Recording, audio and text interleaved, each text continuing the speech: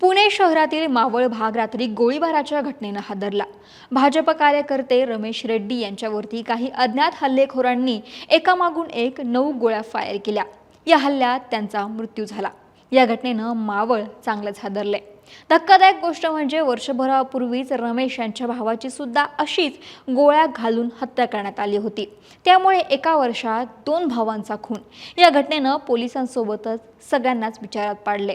नेमकं काय घडलं पाहूयात व्हिडिओच्या माध्यमातून। नमस्कार, मी अक्षता आणि तुम्ही पाहताय सकाळ। रमेश रेड्डी हे भाजपचे सक्रिय कार्यकर्ते होते आणि माजी राज्यमंत्री बाळा भेगडे यांचे निकटवर्तीय मानले जात होते। रेड्डी यांचे देहू रोडमध्ये मोबाईलचं दुकानही आहे। अशात रात्री 9च्या सुमारास रमेश रेड्डी हे देहू रोडच्या सवाना चौकातील पंडित जवाहरलाल नेहरू मंगल कार्यालयाजवळ उभे होते। हल्लेखोर त्यावेळी आधीच दबा धरून बसले असावे, कारण काही काळाच्या आतच अज्ञात हल्लेखोरांनी त्यांच्यावरती अंधाधुंद गोळीबार केला। त्यांनी 9 गोळ्या झाडल्याचं बोललं जाते आणि त्यातील एक गोळी ही रमेश यांच्या डोक्याला भेदून गेली। हल्ल्यानंतर आरोपी तर पसार झाले, पण रमेश हे जखमी अवस्थेत तिथेच रक्ताच्या थारोळ्यामध्ये पडले।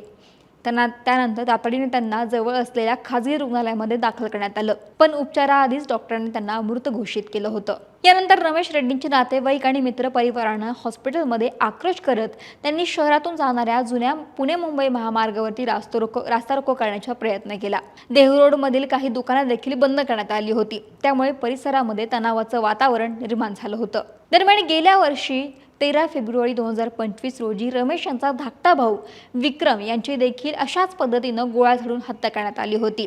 एका बर्थडे पार्टीवेळी एक वाद झाला होता। वाद भलत्याचाच होता, पण यात जीव मात्र विक्रम रेड्डी यांचा गेला होता।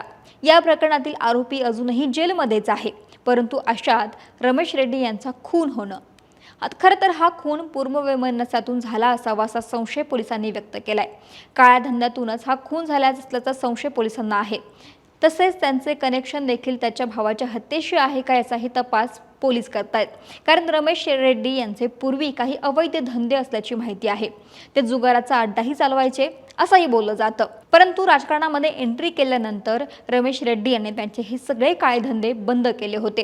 त्यामुळे ही हत्या नेमकी कोणत्या कारणामुळे झाली याचा तपास सध्या पोलीस घेत आहेत। सध्या या गुन्ह्यामध्ये 3 मुख्य मारेकऱ्यांसह 4 आरोपी असून त्यातील दोघांना पोलिसांनी रात्री ताब्यात घेतलं आहे।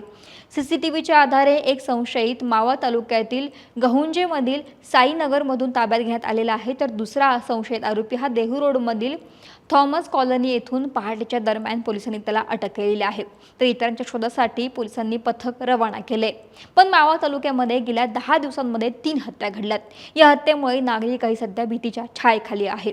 त्यामुळे आता या हत्या प्रकरणामध्ये नेमकं काय सत्य समोर येतंय हे पाहावं लागेल। महाराष्ट्रातील सर्व बातम्यांचे विश्वासार्ह व्यासपीठ सकाळच्या सर्व सोशल मीडिया प्लॅटफॉर्मला लाईक, फॉलो आणि सबस्क्राईब करा। तसंच सर्व नोटिफिकेशनसाठी बेल आयकॉन प्रेस करायला विसरू नका।